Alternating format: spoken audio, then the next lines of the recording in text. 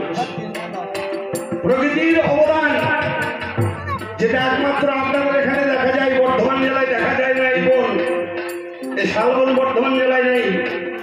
আপনাদের এখানে প্রকৃতি যদি কৃপা করে যে বন দিয়েছে, সে তাকে রক্ষা করুন।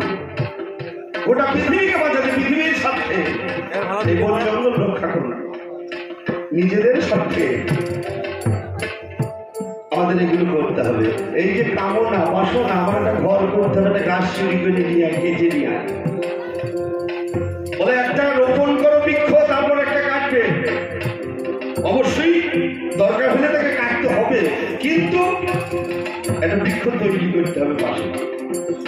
তা না হলে একদিন সমস্ত কিছু শেষ হয়ে যাবে বাবা, আর কিছুই থাকবে না।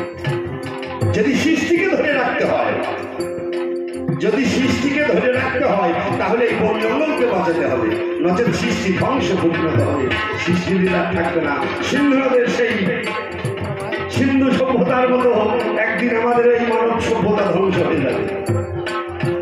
মাগো হইতে না জানি, কারণ আমল জানি, হইতে না জানি,